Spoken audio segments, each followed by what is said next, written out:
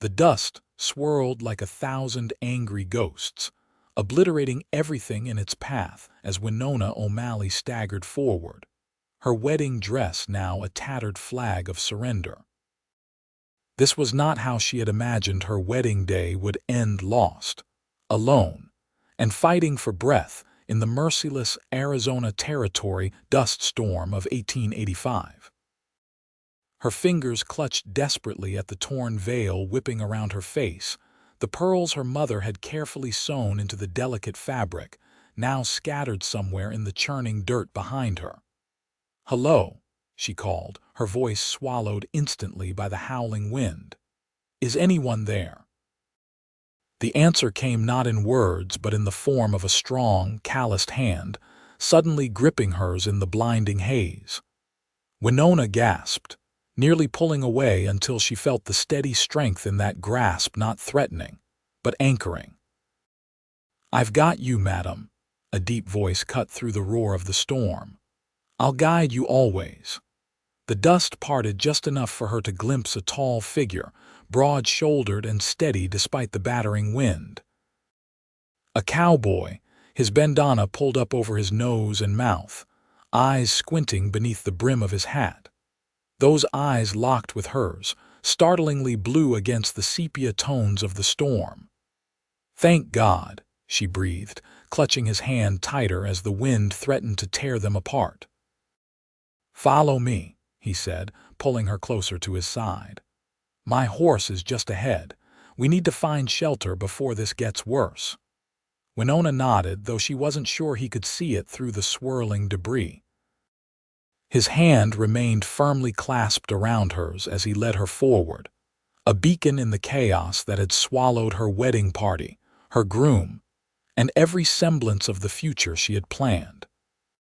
Sam McCreedy had been tracking strays from his herd when the storm hit, rolling in faster than any he'd seen in his 7 years ranching in the territory.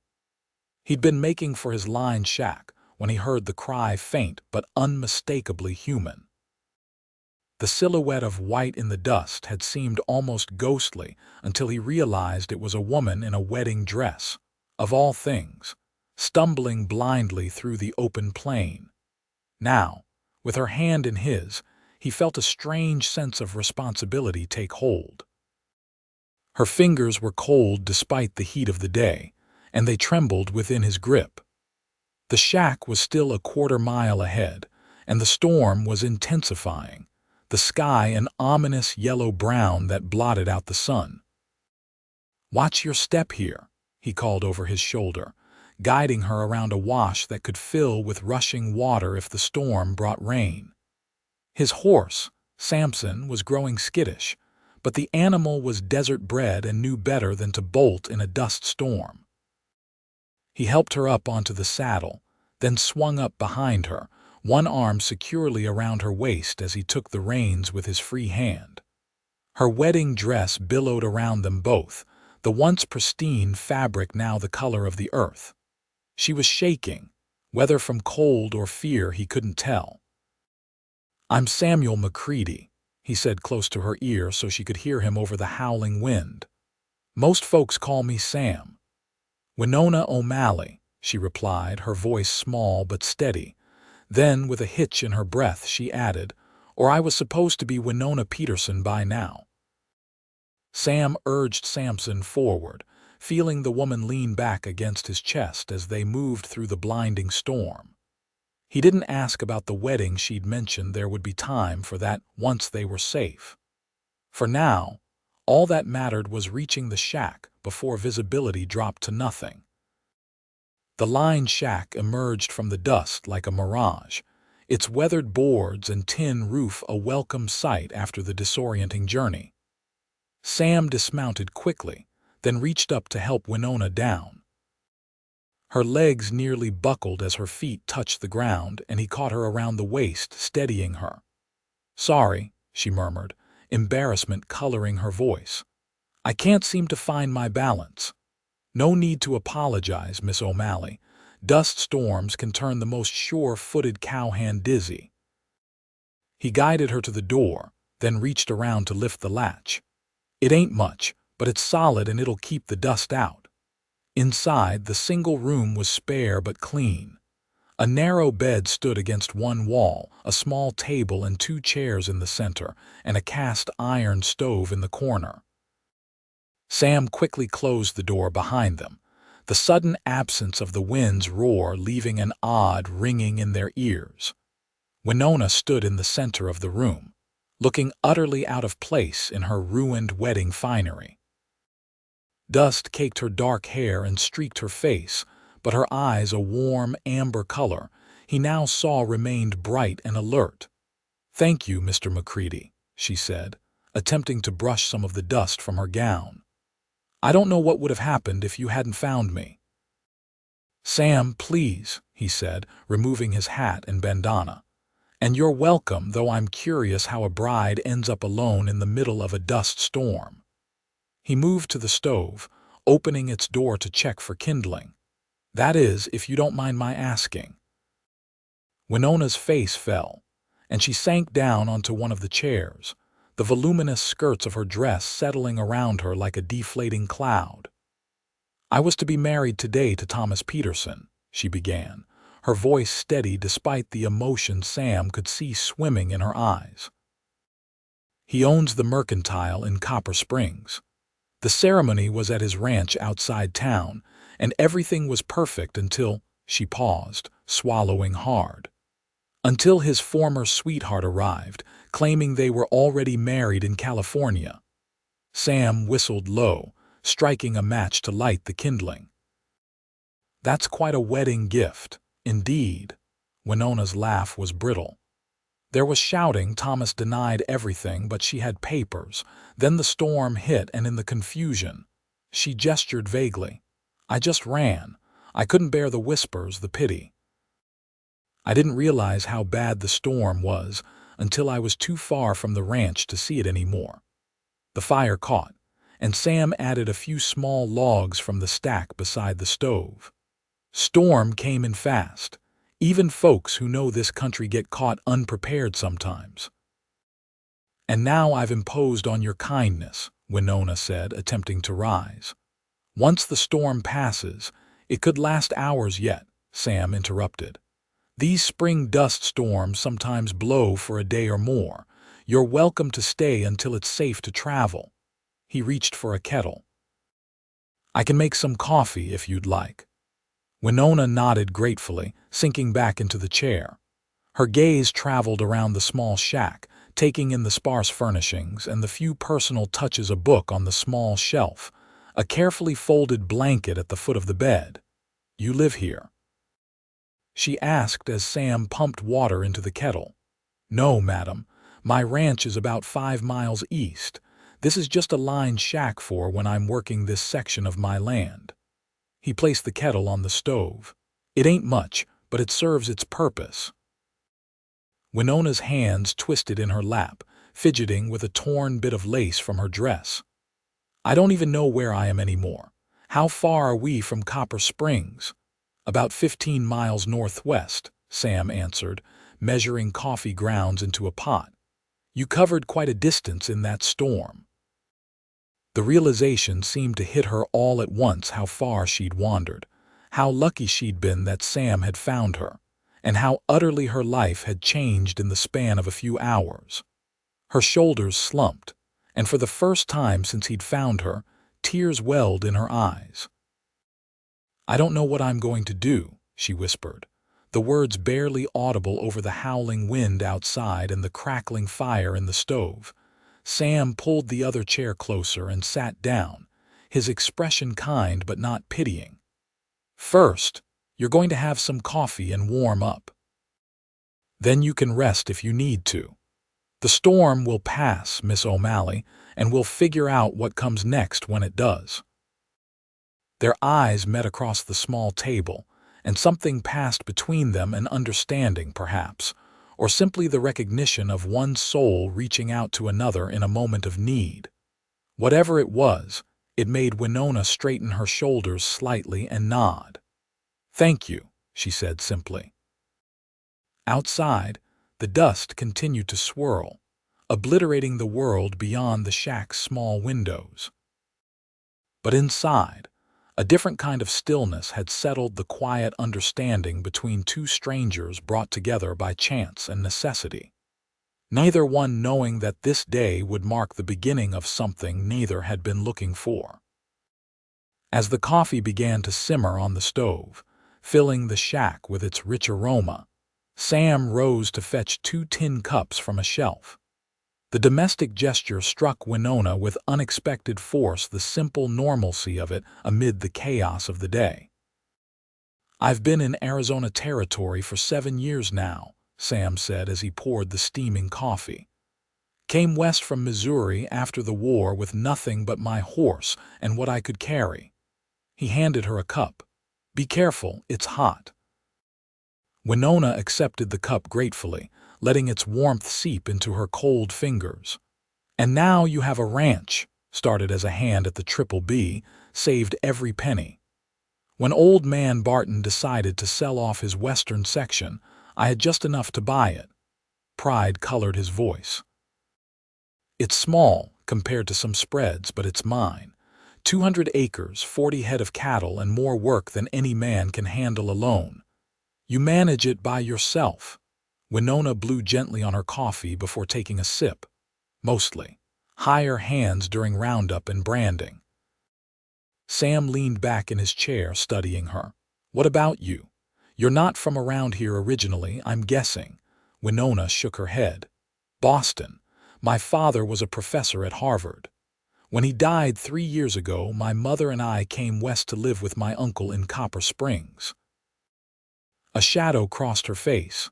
"Mother passed last winter, pneumonia." "I'm sorry to hear that," Sam said quietly. "Thank you." Winona stared into her coffee cup. "Uncle Walter is kind but set in his ways. When Thomas began calling, Uncle was quite pleased with the match. A successful businessman, established in the community." She gave a small, humorless laugh. "I suppose we all were deceived." Sam's blue eyes regarded her steadily. "Not everyone out here is running from something or hiding secrets, Miss O'Malley. Though I'll grant you, the territory seems to attract more than its share of those types." "Please call me Winona," she said. "After all, you did save my life today." A hint of a smile touched Sam's weathered face. "I wouldn't go that far.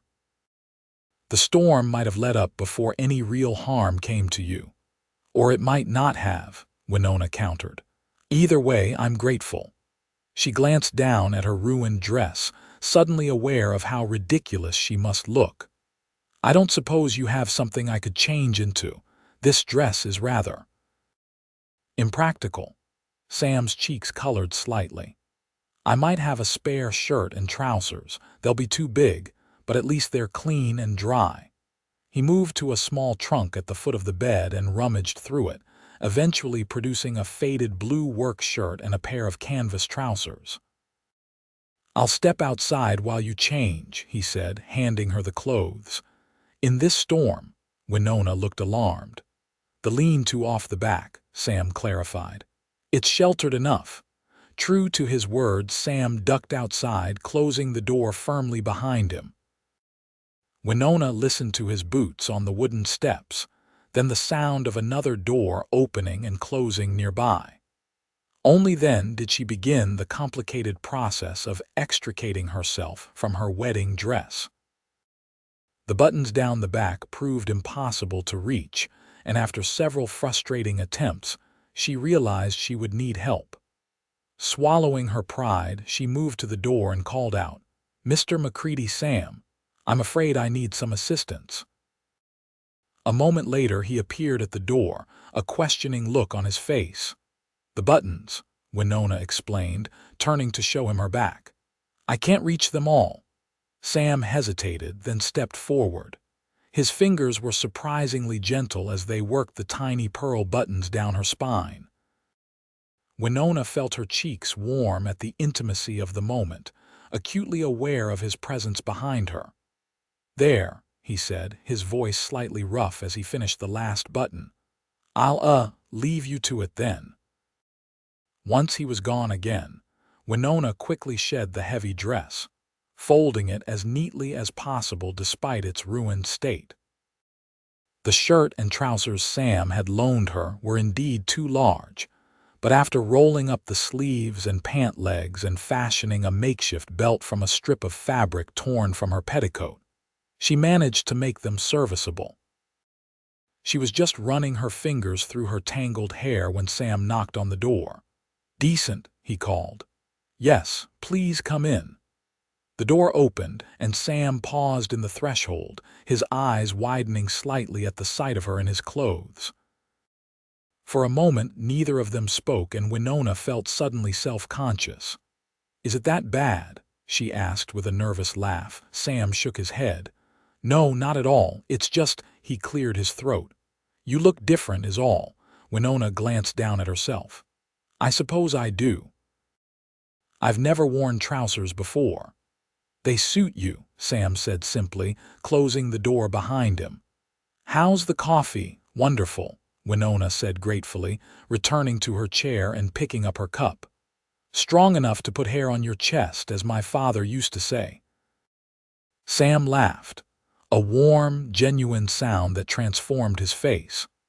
Winona realized with a start that he was younger than she'd initially thought, perhaps 30 or so, his weathered appearance owing more to the harsh, outdoor life than to age. "Your father sounds like a wise man," Sam said, pouring himself more coffee. "He was," Winona agreed, a fond smile touching her lips. "He would have hated Thomas, now that I think about it, would have seen right through him."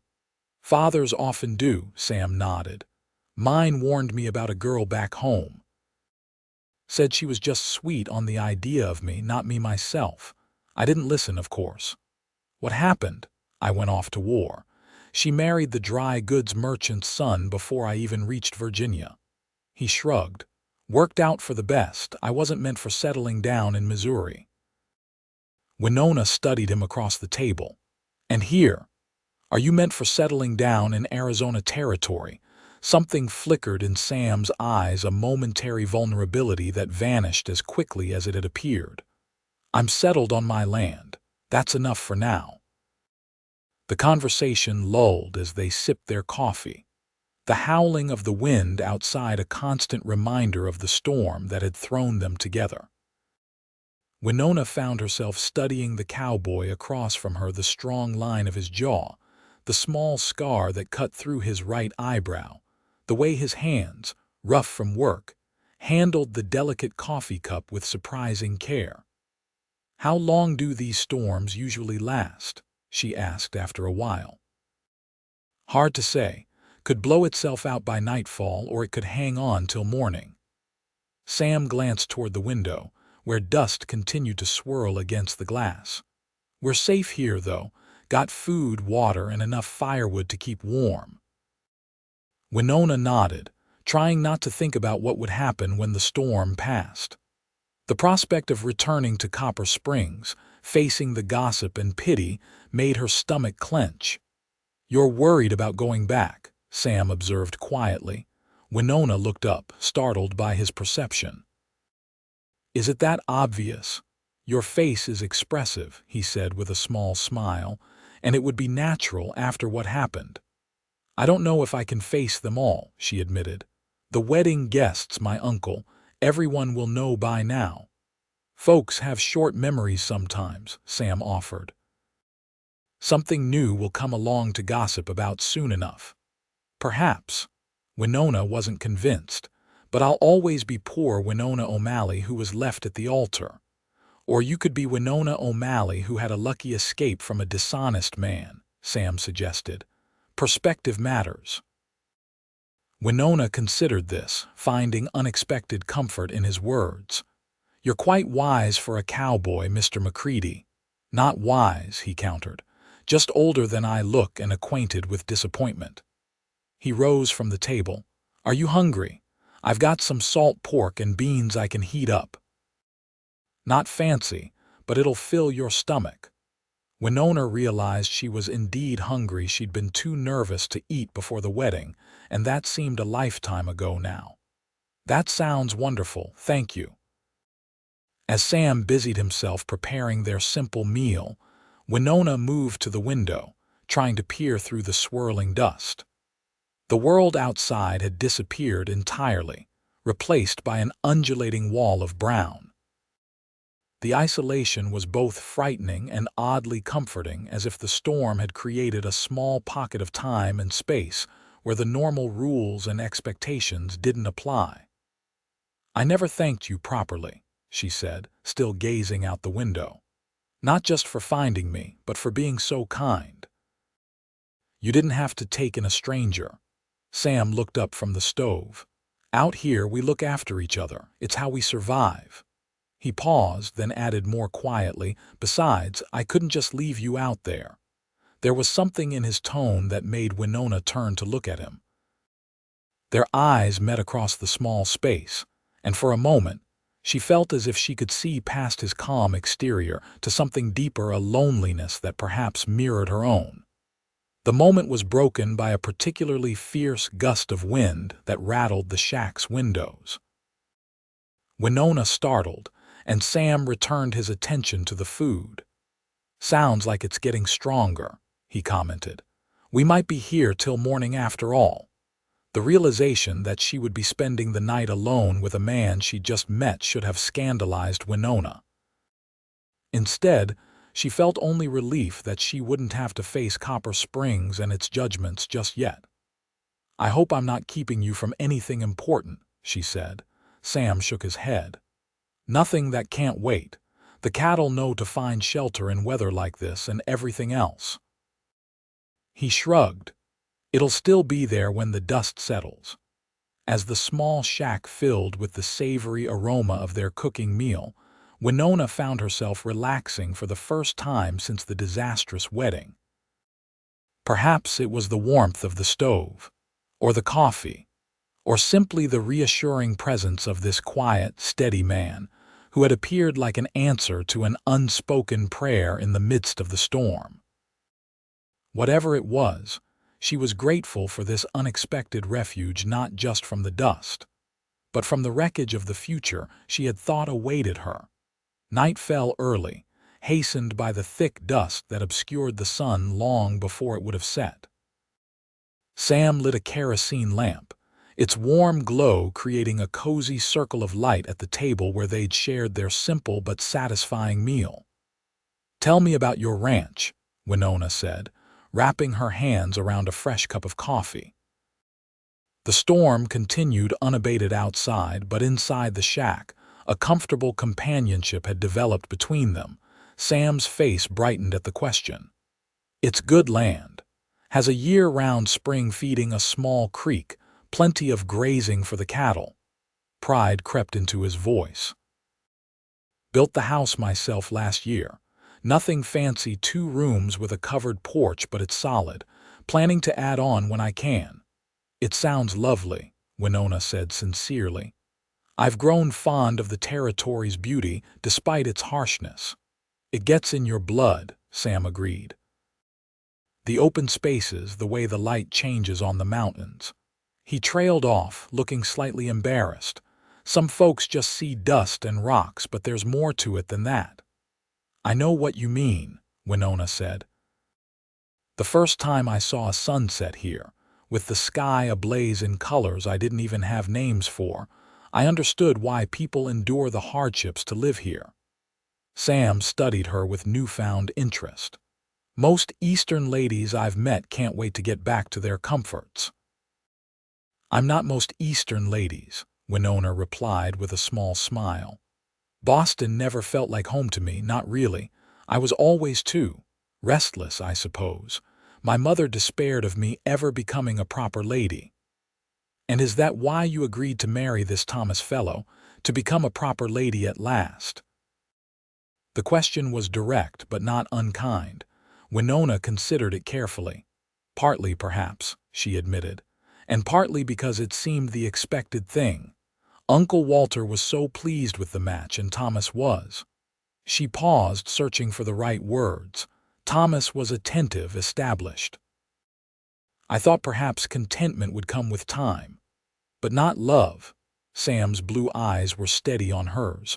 Winona felt a flush rising to her cheeks. "I believed I could grow to love him.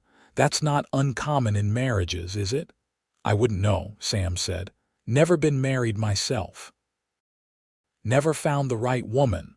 Winona asked, then immediately regretted the personal question. "I'm sorry, that's none of my business." "No, it's a fair question," Sam said. "The truth is, ranching doesn't leave much time for courting. The few women in these parts are either already married or not interested in the hard life a small rancher can offer." He smiled slightly. "And I'm not exactly what you'd call a smooth talker." "I find your directness refreshing," Winona said. After months of Thomas's flowery compliments that never quite rang true, something in Sam's expression changed, a softening around his eyes, a slight tilt at the corner of his mouth. "Well, thank you for that, Miss O'Malley." "Winona," she reminded him gently. "Winona," he repeated, her name sounding different somehow in his deep voice. A comfortable silence fell between them, broken only by the persistent howl of the wind and the occasional creak of the shack's timbers. Winona found herself stifling a yawn. "You should take the bed," Sam said, noticing her fatigue. "I'll make do with a blanket on the floor." "I couldn't possibly take your bed," Winona protested. "You've already been too kind." "It's no hardship," Sam insisted. "I've slept on worse than a plank floor." Winona wanted to argue further, but exhaustion was rapidly overtaking her.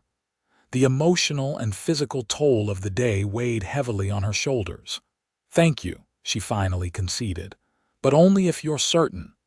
"I am," Sam said, rising to fetch extra blankets from the trunk. "Try to get some rest. Tomorrow we'll figure out what comes next." "What comes next?" The words echoed in Winona's mind as she settled onto the narrow bed, pulling the rough blanket up to her chin. For the first time since fleeing the wedding, she allowed herself to truly consider the question. What did come next for a jilted bride with no family but a well-meaning uncle and no prospects in a small frontier town?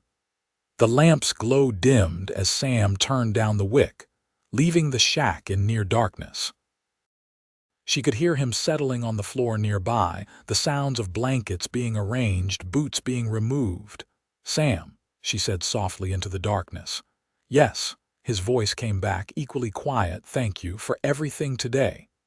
There was a pause, and then, "You're welcome, Winona. Now get some sleep." Despite her exhaustion, sleep proved elusive. Winona lay awake, listening to the storm raging outside and the soft, steady breathing of the man who had rescued her. Strange how comfortable she felt in his presence despite having known him for only hours. There was something reassuring about Sam McCreedy, a solidness that went beyond his physical strength. As her eyelids finally grew heavy, her last thought was of his words when he first found her in the storm. "I'll guide you always." An odd promise from a stranger, yet in her half-dreaming state, it felt like more than just an offer of immediate help. It felt like a promise of something she couldn't quite name. Morning arrived with an unfamiliar silence. Winona opened her eyes to soft golden light filtering through the shack's small window.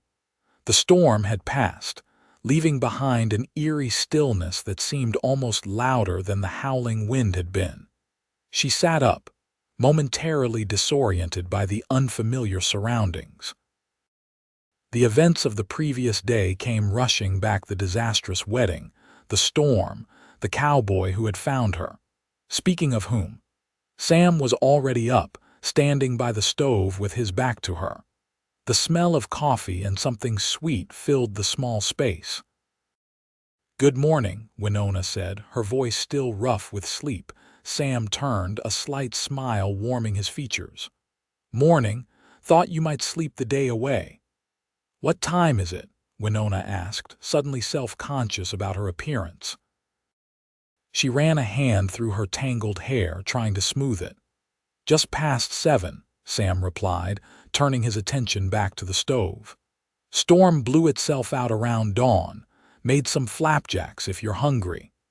Winona slipped from the bed, acutely aware that she was still wearing Sam's clothes. "Is there somewhere I could freshen up a bit?" Sam nodded toward a basin of water he'd placed on the table. "Best I can offer. There's a clean cloth there and a bit of soap. Thank you." Winona moved to the basin gratefully, splashing the cool water on her face and doing her best to tidy her appearance. When she finished, she felt marginally more presentable, though she knew she must look a fright compared to her usual carefully groomed self. Sam served the flapjacks on tin plates, accompanied by a jar of honey. "Not as fancy as what you're used to, I'm sure," he said as they sat at the table. "It looks wonderful," Winona assured him, suddenly ravenous. She took a bite and made an appreciative sound. "These are delicious." "Where did you learn to cook like this?" "Army," Sam said. "Was a cook's assistant for a while during the war, picked up a few things." He watched her eat with obvious satisfaction. "Figured you could use a proper breakfast before we head out." The reminder that they would soon leave the shelter of the shack brought Winona's concerns flooding back. "Where exactly are we going?" Sam took a sip of his coffee before answering. "That depends on you. I can take you back to Copper Springs if that's what you want. Or," he hesitated, "or," Winona prompted, "or I could take you to my ranch for a few days, if you need some time before facing everyone." He hurried to add, "The offer's proper. You'd stay in the house, I'd bunk in the stable till you decide what you want to do." Winona was touched by both the offer and his concern for her reputation. "That's very kind, but I couldn't impose further." "It's no imposition," Sam said earnestly. "Truth is, after spending 6 days a week alone out here, some company would be welcome." Winona studied him across the table. She barely knew this man, yet there was something about him that inspired trust.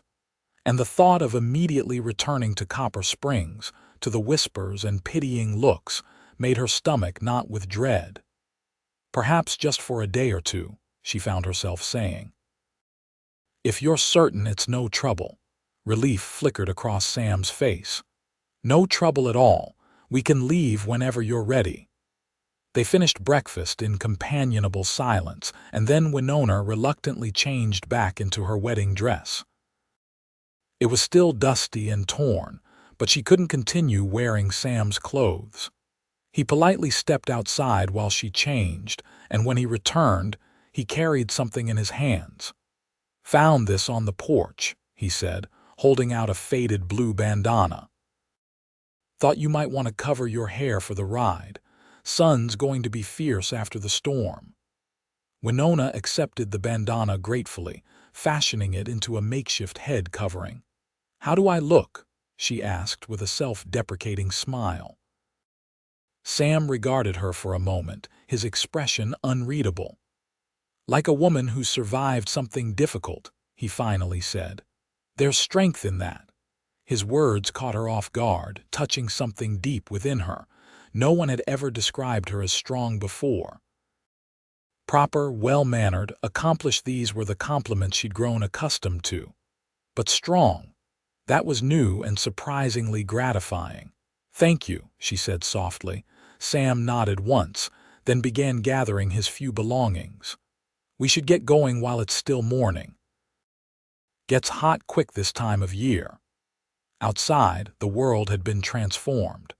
The familiar landscape was subtly altered, with new drifts of dust and dirt resculpting the terrain. Sam's horse, Samson, waited patiently in the lean-to, seemingly unfazed by the night's storm. Sam checked the animal over carefully before saddling him. "He's a good horse," he said as he worked. "Steady in a storm, which is more than I can say for most." Winona approached cautiously, reaching out to stroke the horse's velvety nose. "Hello, Samson. Thank you for bringing us to safety yesterday." Sam glanced at her, a hint of approval in his eyes. "Not afraid of horses, then?" "I learned to ride in Boston," Winona explained, "though it's been some time since I've had the opportunity." "Well, you'll have to hang on tight," Sam said, finishing with the saddle. "We'll be riding double again." He helped her up, then swung into the saddle behind her. Winona was acutely aware of his solid presence at her back, his arm secure around her waist as he took the reins. The proximity was both reassuring and strangely unsettling, stirring feelings she hadn't expected. As they set off across the dust-covered landscape, Winona couldn't help but reflect on the strange turn her life had taken. Yesterday morning, she had been preparing to become Mrs. Thomas Peterson, settling into a life of predictable comfort as the wife of Copper Springs' most successful merchant. Now, here she was, riding through the desert with a cowboy she barely knew, her future as unsettled as the dust that still hung in the air around them. Yet oddly, she felt more at peace than she had in months. Sam's ranch came into view after an hour's ride, a modest affair compared to some of the sprawling operations in the territory, but tidy and well-maintained. The main house was exactly as he described it. A simple two-room structure with a covered porch, built of sturdy pine logs with a stone chimney rising from one end. A barn and corral stood nearby, along with a small garden plot protected by a fence of upright branches. "It's lovely," Winona said sincerely as they approached. Sam made a non-committal sound, but she could sense his pride. "It's a work in progress," he said as they came to a stop in front of the house. "Been adding to it bit by bit each year." He dismounted first, then reached up to help her down. His hands were strong and sure at her waist, and for a moment after her feet touched the ground, they remained there, their eyes meeting in a brief, charged moment before he stepped back. "Let me get Samson settled, then I'll show you around," he said, his voice slightly rougher than before. While Sam took care of his horse, Winona took the opportunity to explore the porch. Two hand-crafted chairs sat facing west, positioned to catch the sunset. A small table between them held a whittling knife and a half-finished carving of what looked like a bird. The porch boards were swept clean, and pots of hardy succulents lined the edge, their gray-green forms providing a touch of life against the weathered wood. It was a bachelor's home, certainly, but one created with care and attention to detail. Winona found herself wondering about the man who had built it, this cowboy who cooked flapjacks, carved birds, and rode out into dust storms to rescue strangers. Sam returned a few minutes later, dusting his hands on his trousers. "Not much to see, but I'll give you the grand tour," he said with a self-deprecating smile. The interior of the house was simple but comfortable. The main room served as both kitchen and living area, with a cast-iron stove, a solid table with 4 chairs, and a pair of well-worn armchairs flanking the stone fireplace. Bookshelves lined one wall, filled with an eclectic collection that spoke of a curious mind, volumes on cattle breeding alongside Shakespeare, agricultural almanacs next to history texts. "You're a reader," Winona observed, running her fingers along the spines. "Winter nights are long," Sam said, watching her. "Books are good company." The second room was clearly Sam's bedroom, with a larger bed than the one in the line shack, a chest of drawers and a washstand. A colorful quilt covered the bed, the one splash of brightness in the otherwise utilitarian space. "You'll stay in here," Sam said, standing in the doorway. "I'll bunk in the barn." "I can't take your bedroom," Winona protested. "You can and you will," Sam replied firmly. "My mother would rise from her grave and box my ears if I let a lady sleep in a barn while I took the bed." Winona couldn't help but smile at that. "Your mother sounds like a formidable woman." "She was," Sam agreed, a hint of old grief touching his features. "Raised 5 children on a hardscrabble farm in Missouri, buried 2 and my father before I was grown." He shook off the melancholy. She'd like you, I think." The simple statement warmed Winona unexpectedly. "I wish I could have met her." An awkward silence fell between them, broken when Sam cleared his throat. "I need to check on the cattle, make sure none strayed too far during the storm. Will you be all right here for a couple of hours?" "Of course," Winona assured him. "Is there anything I can do while you're gone?" Sam seemed surprised by the offer. "You don't need to work, Miss O'Malley. You're a guest." "Winona," she reminded him. "And I'd rather be useful than sit idle. I may be from Boston, but I'm not helpless." A slow smile spread across Sam's face. "No, I don't believe you are." He considered for a moment. "Well, if you're determined, there's bread dough rising in that crock by the stove. Could use punching down and shaping for baking." "I can manage that," Winona said confidently, though in truth, she'd never baked bread in her life. How difficult could it be? Sam seemed to read her thoughts. "There's a cookbook on the shelf there if you need it," he said, amusement dancing in his eyes. "I'll be back before sundown." After he left, Winona explored the house more thoroughly, finding it spotlessly clean for a bachelor's residence. Sam McCreedy, she was learning, was a man who took pride in his surroundings, humble though they might be.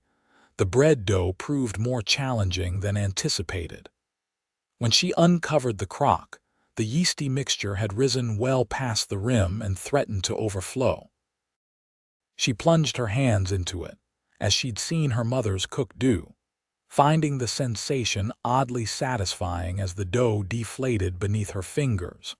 Following the cookbook's instructions, she turned the dough onto a floured surface and attempted to shape it into loaves. The sticky mass refused to cooperate, clinging to her hands and the table in equal measure. By the time she finally wrestled it into the pans, she was dusted with flour from her elbows to her nose, and the kitchen looked as if it had endured its own dust storm. She was in the midst of cleaning up the mess when Sam returned, pausing in the doorway at the sight that greeted him. "I see you and the bread came to an understanding eventually," he said, his eyes crinkling with suppressed laughter. Winona blew a strand of hair from her face, leaving a streak of flour on her cheek. "It was touch and go for a while," she admitted ruefully, "but I believe I've emerged victorious." Sam's laughter broke free then, a warm, rich sound that filled the small house. "So you have," he agreed, stepping inside and closing the door. "And just in time for dinner." He moved to help her clean up, and together they restored order to the kitchen. The domesticity of the scene wasn't lost on Winona, the two of them working side by side as if they'd done so for years, not hours.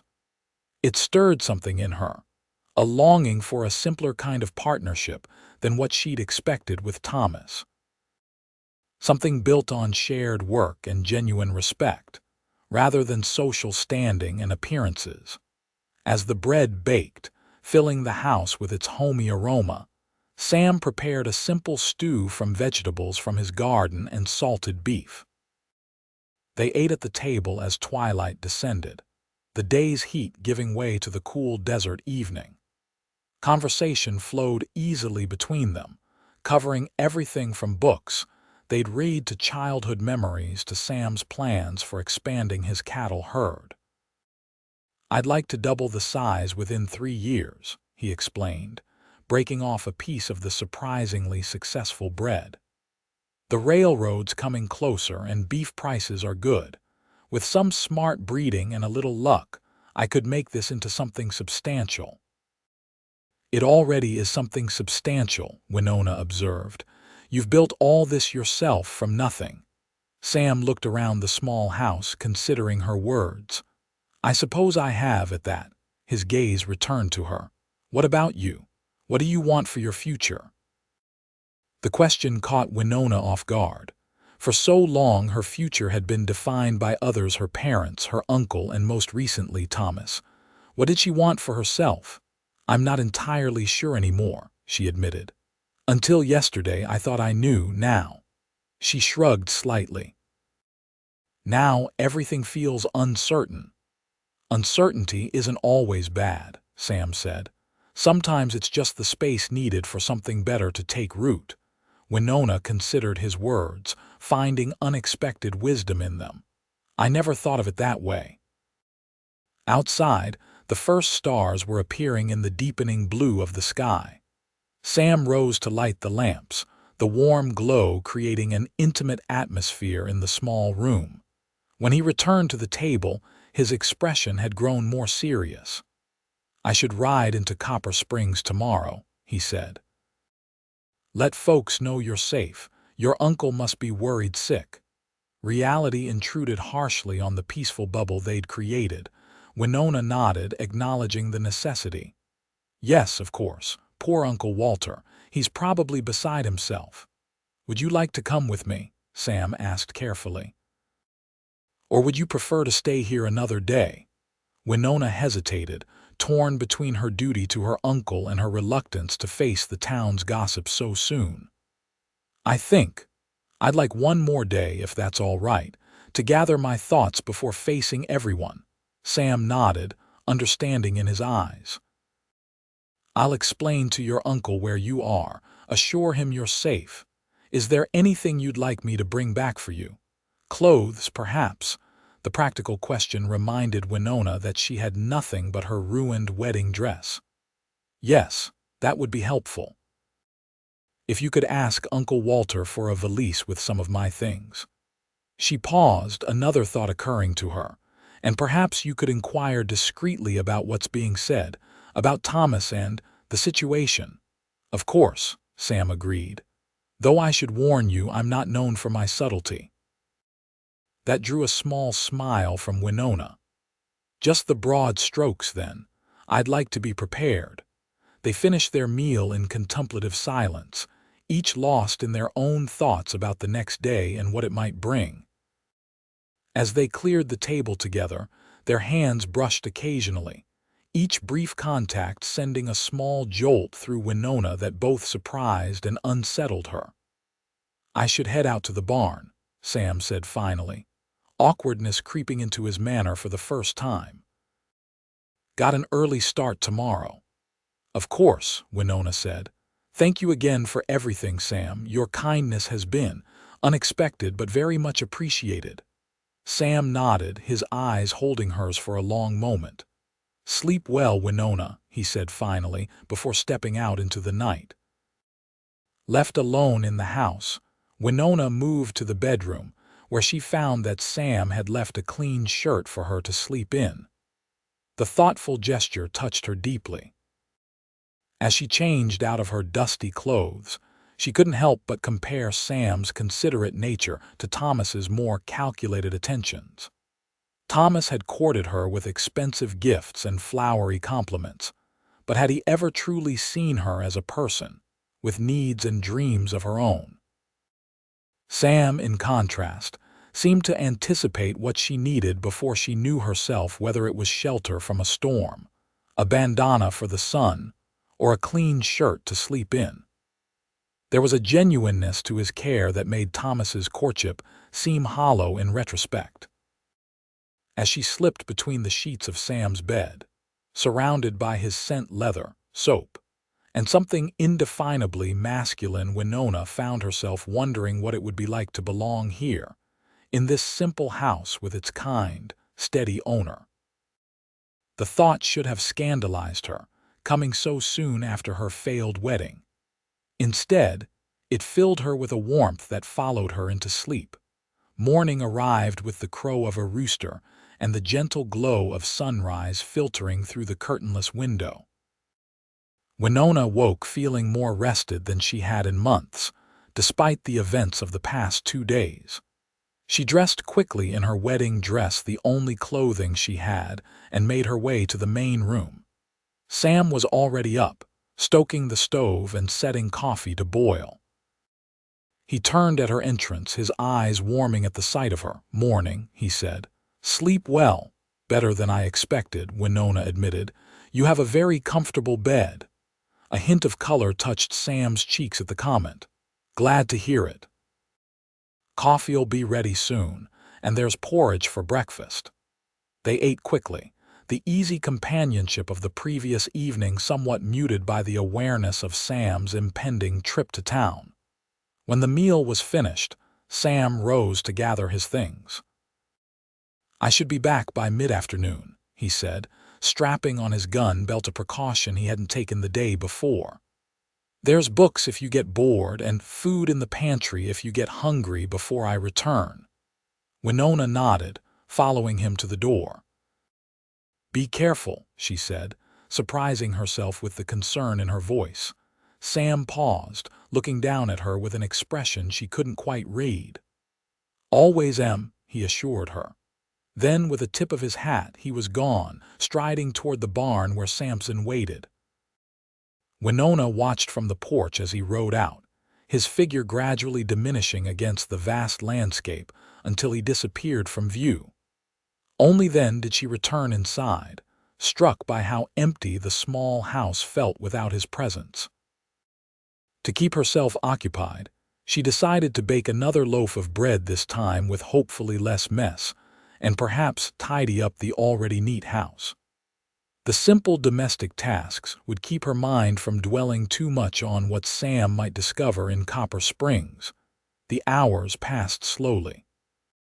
Winona found herself repeatedly glancing out the window, scanning the horizon for any sign of Sam's return. The bread turned out better than her first attempt, and she managed to prepare a simple stew for their dinner, using vegetables from Sam's small garden. It was mid-afternoon when she finally spotted a dust cloud in the distance, indicating a rider approaching. Relief flooded through her, followed immediately by anxiety about what news Sam might bring from town. She stepped out onto the porch, shading her eyes against the sun as she watched him draw nearer. As the distance closed, she realized with a start that Sam wasn't alone. A second horse followed behind, laden with what appeared to be several bags and bundles. When they finally reached the house, Winona's relief at seeing Sam return safely was tempered by curiosity about his companion, her uncle's bay mare, laden with her belongings but riderless. "Your uncle sent your things," Sam explained as he dismounted. "More than I expected, to be honest." "Where is Uncle Walter?" Winona asked, descending the porch steps. "I thought he might come with you." A shadow crossed Sam's face. "There's been some developments in town. We should talk inside." Anxiety knotted in Winona's stomach as she followed Sam into the house. He removed his hat, running a hand through his hair, a gesture she'd come to recognize as a sign of discomfort. "What is it?" she asked when he didn't immediately speak. "Is Uncle Walter all right?" "He's fine," Sam assured her quickly. "It's about Thomas Peterson." He paused, then continued bluntly. "Seems his California wife wasn't lying. They found the marriage certificate, and several witnesses in town remembered them from San Francisco. He's been arrested for attempted bigamy." Winona sank into a chair, the news washing over her like a physical force. "Arrested? I never thought. I mean, I believed her, but I didn't expect." "There's more," Sam said, sitting across from her. "Once people started talking, other things came out. Seems Peterson hasn't been entirely honest in his business dealings either. There's talk of altered ledgers, goods paid for but never delivered." "Oh my God," Winona breathed. "Poor Uncle Walter, he trusted Thomas implicitly. They were business partners in several ventures." Sam nodded grimly. "Your uncle's at the center of sorting it all out. That's why he didn't come himself. He asked me to tell you he's relieved you're safe and to stay here as long as you need while the scandal dies down." Winona sat in stunned silence, trying to process everything. The man she'd almost married wasn't just a liar about his marital status, he was potentially a criminal. Had she been so blind not to see it? "No one blames you," Sam said gently, as if reading her thoughts. "Peterson fooled a lot of people, not just you." "But I was going to marry him," Winona said, her voice small. "I should have known something wasn't right." How could you have? Sam countered. He was respected in town, successful. Even your uncle, who presumably has more experience with men like Peterson, didn't see through him. There was logic in Sam's words, but Winona still felt the sting of having been so thoroughly deceived. What happens now to Peterson? He'll face charges, most likely serve time. Sam leaned forward, his eyes intent on hers. As for you, your uncle says you're welcome to come home whenever you're ready, but he also mentioned you might prefer to stay away until things settle down. The town's in quite an uproar. Winona could well imagine the gossip swirling through Copper Springs. The scandal of Thomas's arrest would be the talk of the territory for weeks, if not months. And she, as his almost bride, would be at the center of it all. I don't think I can face it just yet, she admitted.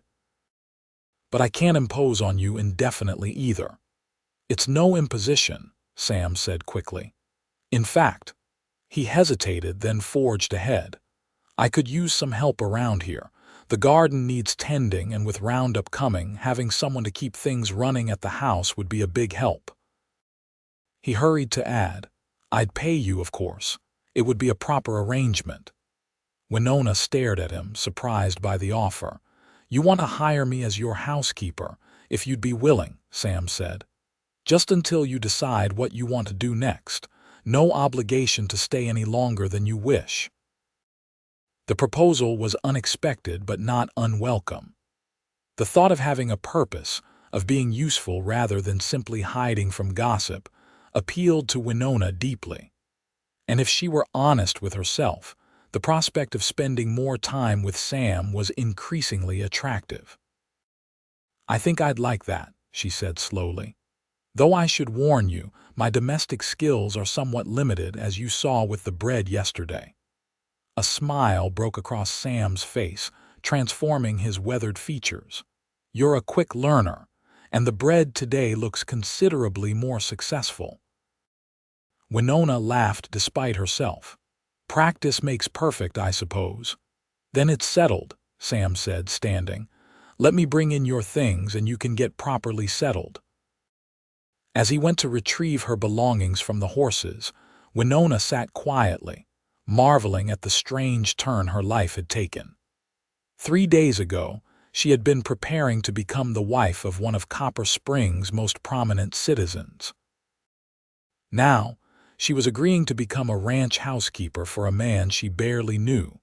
Yet somehow, this unexpected path felt more right than the one she'd been following. There was an honesty to Sam's offer, a respect for her choice and agency that Thomas had never shown. And beneath it all, a growing connection that both thrilled and frightened her with its intensity. When Sam returned with her trunks and valises, they worked together to arrange the bedroom to accommodate her things alongside his. The intimate task of finding space for her dresses in his sparse closet, her books on his shelves, created a domestic tableau that stirred something deep within Winona, a glimpse of what sharing a life could be like, built on mutual respect and shared work rather than social expectations. Your uncle packed quite a bit, Sam observed as they unpacked the last trunk. Seems he expected you might be staying away for some time. Uncle Walter has always been perceptive, Winona said, carefully hanging her last dress. Even when I was a child, he could read my moods better than my parents could. He spoke highly of you, Sam said. Said you were the daughter he never had. Winona smiled at that. He's been very good to me since Mother died. I feel terrible leaving him to deal with the Thomas situation alone. He didn't seem to mind, Sam assured her. In fact, he seemed relieved that you were safely away from it all. Sam hesitated, then continued. He asked a lot of questions about me and this place. Warmth crept into Winona's cheeks. Did he? I hope he wasn't too interrogative. He was thorough, Sam said with a small smile. Wanted to make sure his niece was in good hands. And what did you tell him? The truth, Sam replied simply. That you'd be safe here and free to leave whenever you chose. The straightforward answer touched Winona deeply. There were no flowery promises or grand declarations, just a simple commitment to her well-being and freedom. "Thank you," she said softly, "for everything." Their eyes met across the small room, and something passed between them, an understanding, perhaps, or the beginning of something deeper. For a moment, Winona thought Sam might step closer, might bridge the gap that separated them. Instead, he cleared his throat and looked away. "I should see to the horses," he said, his voice slightly rougher than before. "Make yourself at home." After he left, Winona stood in the center of the room, surrounded by her belongings now mingled with Sam's. It wasn't how she had imagined beginning her new life, but as she traced her fingers along the spine of one of her books now sitting beside his on the shelf, she couldn't help but feel that perhaps this unexpected detour might lead somewhere far better than the path she'd been following. The next 2 weeks established a rhythm to their days that felt both new and somehow familiar, as if they'd been living and working alongside each other for years, rather than days. Winona took to her role as housekeeper with determination if not immediate skill, tackling each domestic challenge as it arose. Sam proved to be a patient teacher, showing her how to manage the temperamental stove, when to water the garden in the desert heat, and how to preserve the vegetables they harvested. Their evenings fell into a comfortable pattern dinner together at the table Sam had built, conversations that ranged from the practical to the philosophical, and quiet hours reading by lamplight before Sam retired to the barn and Winona to the bedroom that still felt like a curious blend of his space and hers. On the 10th day, Sam announced at breakfast that he needed to ride out to check on a section of fence that had been reported down. "I'll be gone overnight," he explained, pouring coffee for them both. "There's a line shack out there where I can bunk." Winona looked up from the biscuits she was mixing, surprised by the small pang of disappointment she felt at the prospect of a night alone.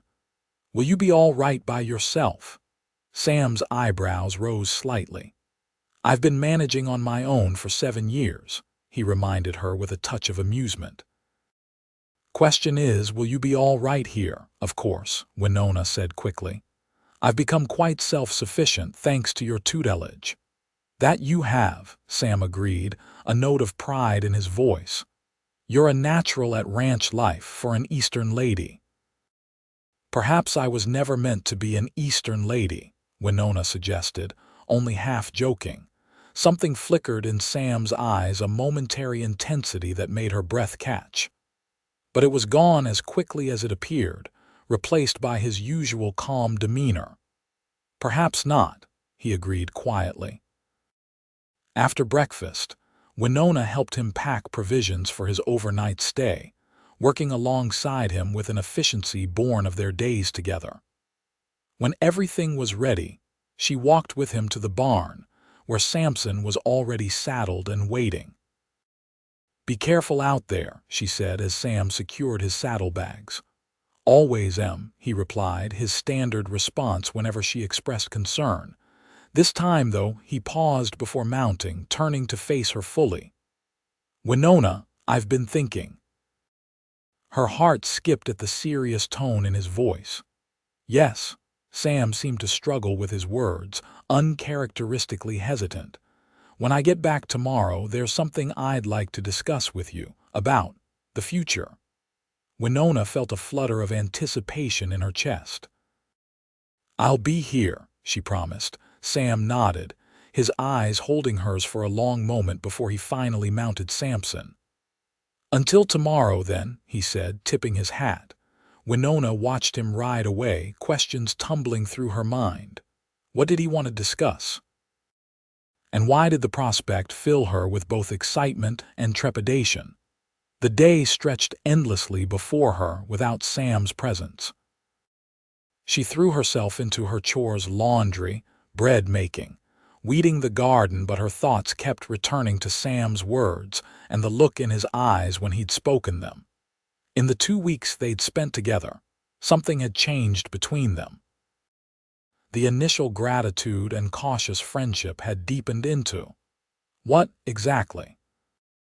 Winona wasn't sure she could name it, but she felt it in the way Sam's eyes sought hers across the table, in the care he took to teach her without making her feel inadequate, in the growing ease and intimacy of their daily interactions.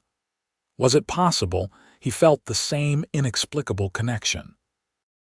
The thought both thrilled and terrified her. It was too soon after Thomas, surely yet in her heart, Winona knew that what she felt for Sam bore no resemblance to what she'd felt for her former fiancé. With Thomas, there had been a practical acceptance, a belief that he would provide security and respectability. With Sam, there was something elemental, a recognition that went beyond reason or practicality. As night fell, Winona found herself standing on the porch, gazing at the stars scattered across the vast desert sky. The solitude of the ranch, which might once have frightened her, now felt peaceful. She had changed in these 2 weeks, grown stronger, more certain of herself and what she wanted. And what she wanted, she realized with sudden clarity, was not to return to Copper Springs and the life that had been planned for her. What she wanted was here, on this small ranch with its hard work and simple pleasures, with Sam. The revelation should have shocked her, coming so soon after her near wedding to another man. Instead, it settled in her heart with the rightness of a puzzle piece finding its place. Whatever Sam wanted to discuss tomorrow, she would meet it with honesty about her own feelings. Sleep was elusive that night. Winona lay awake in Sam's bed, surrounded by his scent and the quiet sounds of the desert night, her mind cycling through possibilities. When she finally drifted off, it was to dreams of dust storms and guiding hands, of a deep voice promising, "I'll guide you always." Morning brought work to distract her from her anticipation of Sam's return. She was kneading bread dough when a sound outside caught her attention, not the familiar rhythm of hoofbeats she'd been listening for, but the rattle of wheels and the snort of multiple horses. Wiping her hands on her apron, Winona stepped onto the porch, shading her eyes against the mid-morning sun. A wagon was approaching, driven by a man she didn't recognize. Beside him sat a figure that made her heart skip, Uncle Walter, looking both out of place and determined in his city clothes. Anxiety immediately flooded through her. Had something happened to Sam? Why else would her uncle arrive unannounced with a stranger? "Uncle Walter," she called as the wagon drew closer. What a surprise! The wagon pulled up in front of the house, and her uncle clambered down with the stiffness of a man unused to long journeys. "Winona, my dear," he said, embracing her warmly. "You're looking well. Ranch life agrees with you, it seems." "Thank you," she said, returning his embrace while casting a questioning glance at the wagon driver. "Is everything all right? I wasn't expecting you." "Everything is fine," Uncle Walter assured her, though there was something in his expression that made Winona uncertain. "This is Mr. Jensen, who was kind enough to drive me out here. I have some news that couldn't wait for a letter." Winona's heart sank. "News about Thomas, among other things," her uncle said cryptically. "Might we go inside? It's been a long journey and these old bones could use a rest." Winona led them into the house, acutely aware of how Mr. Jensen's curious gaze took in the modest surroundings. She offered them coffee and the biscuits left from breakfast, which they accepted gratefully. "Now," Uncle Walter said once they were settled at the table, "I'll come straight to the point. Thomas Peterson has been convicted of fraud and attempted bigamy. He's been sentenced to 5 years in territorial prison." Winona absorbed the news with a strange detachment. Thomas and the life she'd almost had with him seemed to belong to another world now, one she had left behind in the dust storm. "I'm sorry, Uncle," she said. "I know you trusted him as well." Uncle Walter waved a hand dismissively. I'm an old fool who should have seen through him. But that's water under the bridge now. He leaned forward, his expression turning serious. The important thing is that the scandal has largely blown over. People are more interested in Peterson's financial victims than in his jilted bride. You could return to Copper Springs now without facing too much gossip. Winona's hands tightened around her coffee cup. Return, of course, Uncle Walter said, as if it were the most natural thing in the world. That's why I've come, to bring you home. The word home struck Winona oddly. 2 weeks ago, she would have considered Copper Springs her home without question. Now, Uncle Walter, she began carefully, I'm very grateful for your concern, but I've been thinking that perhaps I might stay here a bit longer. Her uncle's eyebrows rose in surprise. Here. But my dear, this arrangement was only meant to be temporary, a refuge until the scandal died down. I know, Winona acknowledged, but I've found that I enjoy the work here. It suits me. Mr. Jensen made a small sound that might have been disbelief, drawing Winona's attention. Is there something you wish to say, Mr. Jensen? She asked, a note of challenge in her voice. The man looked uncomfortable. No offense meant, Miss O'Malley, it's just, McCreedy's place is hardly fitting for a lady of your upbringing. It's a bachelor's ranch, primitive by any standard. I find it perfectly adequate, Winona replied firmly. And Mr. McCreedy has been nothing but respectful and accommodating.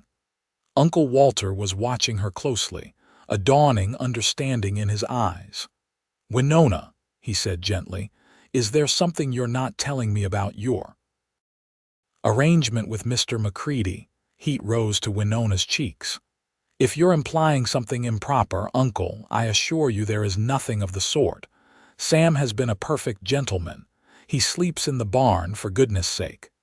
Sam, is it? Uncle Walter murmured. My dear, I'm not questioning your virtue or Mr. McCreedy's honor. I'm asking about your feelings. The directness of the question caught Winona off guard. She had always been able to confide in her uncle, but the emotions swirling within her were still so new, so tender, that she hesitated to give them voice. I care for him, she finally admitted. More than I should, perhaps, given how recently I was engaged to another man. But Sam is nothing like Thomas. He's honest and kind and... She trailed off, unable to articulate the depth of what she felt. Uncle Walter nodded thoughtfully. And does he return these feelings? I don't know, Winona said truthfully. He said there was something he wanted to discuss with me when he returns today, about the future. I see, Uncle Walter said, exchanging a glance with Mr. Jensen that Winona couldn't interpret. Well, that is interesting timing. What do you mean? Winona asked, a thread of anxiety working its way into her voice. Uncle Walter sighed heavily. My dear, there's more news from town, news that concerns Mr. McCreedy directly. He paused, seeming to choose his words carefully. The bank is foreclosing on his ranch. The words hit Winona like a physical blow. What? How is that possible? It seems Mr. McCreedy took out a loan last year to expand his herd, Uncle Walter explained. With the drought affecting grazing land and cattle prices dropping, he's fallen behind on his payments. The bank has given notice he has 30 days to pay the outstanding balance or lose the property. Winona sat stunned, trying to process this information. Sam had never mentioned financial troubles, though now she thought about it. There had been moments a worried frown as he reviewed papers at the table, careful consideration over purchases at the general store during their one trip into the nearest town. How do you know all this? She asked. Mr. Jensen here is the bank manager's son, Uncle Walter explained. When I mentioned I was coming to see you at McCreedy's ranch, he offered to drive me, as he had business in the area. On the way, he informed me of the situation. Mr. Jensen nodded confirmation. It's not public knowledge yet, but it will be soon. I thought your uncle should know, given your connection to McCreedy. A terrible suspicion began to form in Winona's mind. This discussion Sam wants to have about the future. You think it's about the foreclosure? That he's going to ask me for money? It seems a remarkable coincidence, Mr. Jensen said carefully. A bachelor rancher on the verge of losing everything suddenly taking an interest in a woman known to have means. No, Winona said firmly. You don't know Sam. He wouldn't do that. Perhaps not, Uncle Walter said gently. But you must admit the timing is concerning. You've only known the man a few weeks, Winona. Your judgment in these matters has been, well, less than perfect recently. The reminder of her mistake with Thomas stung, but Winona refused to believe Sam was similarly duplicitous. Sam is nothing like Thomas, she insisted. He's the most honest man I've ever known. Then why hasn't he told you about the foreclosure? Mr. Jensen pressed. If he's so honest. The question gave Winona pause. Why hadn't Sam mentioned his financial troubles? Was it pride? Or something more calculating? I don't know, she admitted, but I intend to find out when he returns. Uncle Walter reached across the table to pat her hand. That's all I ask, my dear. That you proceed with caution and clear eyes. If Mr. McCreedy is everything you believe him to be, then I will support whatever decision you make. But if there's any doubt— I understand, Winona said, though her heart rebelled against the suspicion taking root. Thank you for telling me. The sound of hoofbeats outside interrupted their conversation. Winona's heart leapt and she rose quickly, moving to the window. Sam was approaching on Samson, his broad-shouldered figure unmistakable even at a distance. He's back, she said, turning to her uncle.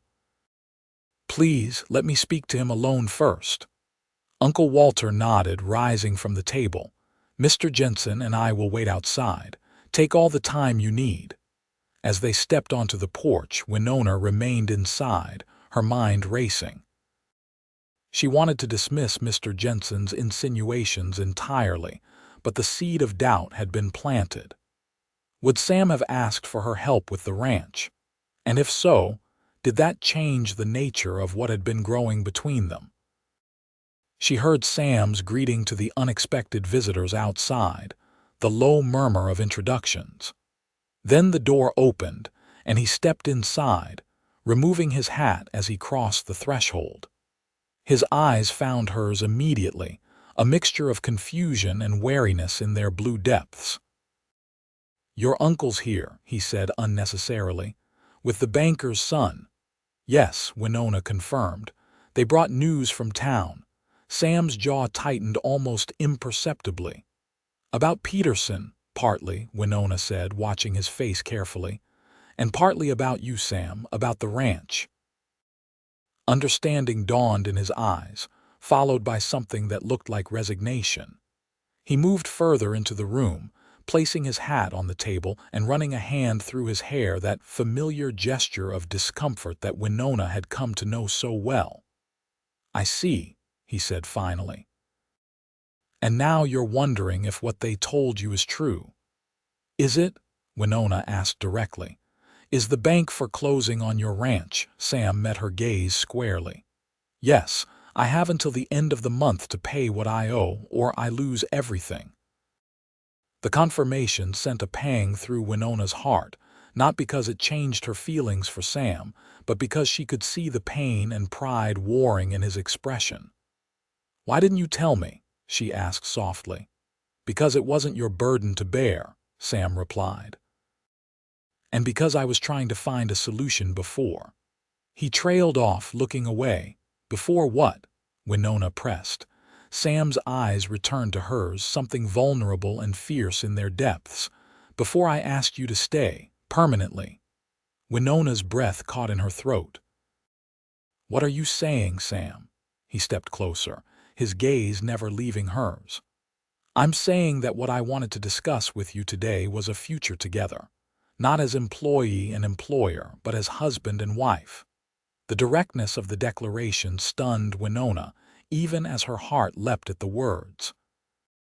"But now," Sam continued, a bitter edge creeping into his voice, "with your uncle and Jensen out there, you're wondering if I only want you for your money, if this has all been some scheme to save my ranch."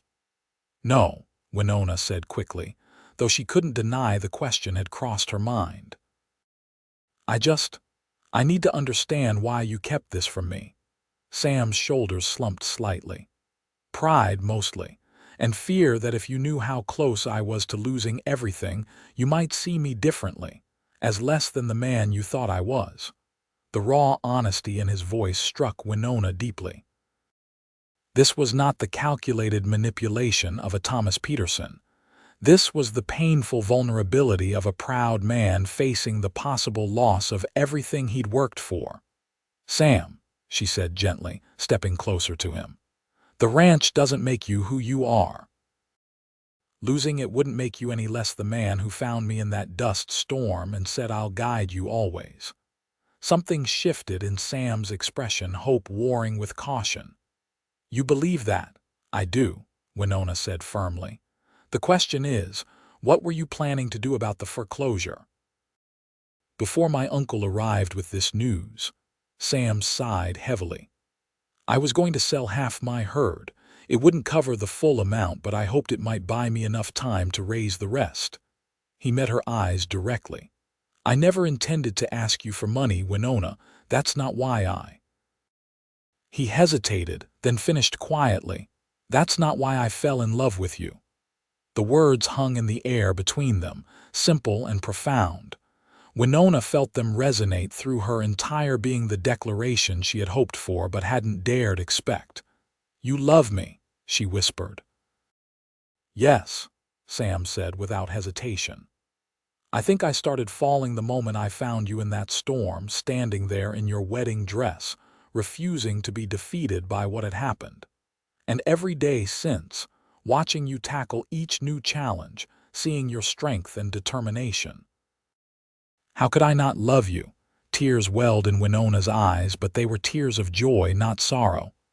"I love you too, Sam. It's too soon, I know, after everything with Thomas. But what I feel for you is nothing like what I felt for him. This is—" She searched for words. "This is real, true." Sam closed the distance between them, taking her hands in his. "Then marry me, Winona. Not to save the ranch, we'll face whatever comes together. Marry me because out here, life is uncertain and often hard, but I promise to stand beside you through all of it. To guide you always, just like I promised in that storm." Winona looked up into his honest blue eyes, seeing there everything she'd ever wanted without knowing its strength, without domination, kindness without weakness, love without conditions. "Yes," she said simply. "I'll marry you, Sam McCreedy." A smile broke across his face, transforming it with joy. Slowly, giving her every chance to pull away, he lowered his head and kissed her. It was a gentle kiss, reverent almost, but with an underlying current of passion that promised much more. When they finally parted, Winona rested her forehead against his chest, listening to the steady beat of his heart. "We still need to find a way to save the ranch," she murmured. "We'll figure it out," Sam said, his arms secure around her. "Together." The door opened then, and Uncle Walter stepped in, his expression a mixture of concern and hope. "Is everything all right?" he asked, taking in their embrace with raised eyebrows. Winona turned within the circle of Sam's arms, facing her uncle with newfound confidence. "More than all right, Uncle. Sam has asked me to marry him, and I've accepted." Uncle Walter's eyes widened, but before he could respond, Mr. Jensen appeared behind him, his face tight with disapproval. "Miss O'Malley, surely you can't be serious," Jensen said. "This man is about to lose everything he owns." "It's obvious why he's proposing now." Sam tensed beside her, but Winona placed a calming hand on his arm. "Mr. Jensen, I believe that's between Mr. McCreedy and myself. But since you're so concerned about the ranch, Perhaps you could explain to your father why foreclosing on one of the territory's hardest-working ranchers during a temporary downturn is short-sighted banking." Jensen's face reddened. "The bank has policies, Miss O'Malley. We can't make exceptions based on personal circumstances." "Perhaps not," Uncle Walter interjected smoothly, "but banks can renegotiate terms when it's in their interest to do so." He turned to Winona. "My dear, are you absolutely certain about this, about Mr. McCreedy?" Winona looked up at Sam, seeing in his face everything she needed to know. "I've never been more certain of anything in my life, Uncle." Uncle Walter studied them both for a long moment, then nodded slowly. "Very well. In that case, Mr. Jensen, I believe you and I need to have a conversation about those bank policies of yours." Jensen looked bewildered. "Sir, I've been looking to invest in cattle ranching," Uncle Walter explained calmly. "The railroad's expansion makes it a growth industry, and diversification is always wise for one's portfolio. I'm thinking a partnership with my future nephew-in-law might be mutually beneficial." Understanding dawned on Jensen's face. "You want to buy out McCready's loan?" "Not at all," Uncle Walter corrected. "I want to invest in his operation. As a silent partner, of course, Mr. McCready would maintain full operational control." He glanced at Sam. "If that arrangement is acceptable to you, sir." Sam looked stunned. "That's very generous, Mr. O'Malley." "Not generosity, good business," Uncle Walter insisted. "And a wedding present for my only niece, if you will. Now, Mr. Jensen, shall we step outside to discuss the particulars?" After they left, Winona turned to Sam, watching the emotions play across his face. "Are you all right with this?" she asked. "I know your independence means a lot to you." Sam was quiet for a moment, considering.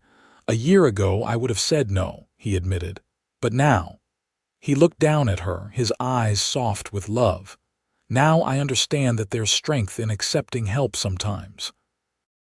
In building something together rather than alone."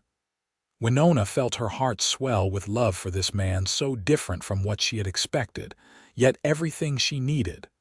"We'll build something wonderful, Sam. I know it." He smiled, pulling her close again. "We already have," he murmured against her hair. "From the moment I found your hand in that dust storm." 1 month later, Winona O'Malley became Winona McCreedy in a simple ceremony on the porch of the ranch house. Unlike her previous almost wedding, this one had no elaborate decorations or crowds of guests, just Uncle Walter to give her away, the local minister to perform the ceremony, and a handful of neighboring ranchers as witnesses. Her dress was not the elaborate confection she'd worn for Thomas, but a simple white gown that allowed her to move freely. And when she and Sam spoke their vows, there was no doubt in either of their hearts that these promises would endure. Uncle Walter's investment had saved the ranch from foreclosure, and with Sam's hard work and Winona's increasingly capable assistance, the operation was already showing signs of growth. The house, too, was expanding. Sam had begun work on additional rooms that would eventually transform the simple structure into a proper family home. That evening, as they stood on the porch watching the sunset paint the desert in hues of gold and crimson, Sam wrapped his arms around his new wife from behind, pulling her back against his chest. "Happy," he murmured against her ear. Winona leaned into his embrace, a contentment she'd never known before filling her completely. "More than I ever thought possible," she replied truthfully. They stood in silence for a while, watching as the first stars appeared in the deepening blue of the sky. The same stars that had witnessed their first meeting in the swirling dust storm now blessed their union, a silent testimony to the unexpected ways that lives could change in an instant. "You know," Sam said thoughtfully, "that dust storm was the luckiest thing that ever happened to me." Winona turned in his arms, reaching up to trace the beloved contours of his face. "To us both," she agreed, "though I doubt many brides would consider being lost in a dust storm fortunate." "Not lost," Sam corrected gently. "Found, you were found." His eyes held hers, filled with the same steadfast promise he'd made that first day. "And I meant what I said then, Winona. I'll guide you always, through whatever storms life brings our way. And I'll be right beside you," she promised in return. "Partners in everything." As their lips met in a kiss that sealed their vows anew, Winona knew with absolute certainty that this was where she belonged, not in Boston's drawing rooms or Copper Springs' social circles, but here on this hardscrabble ranch with this good, honest man.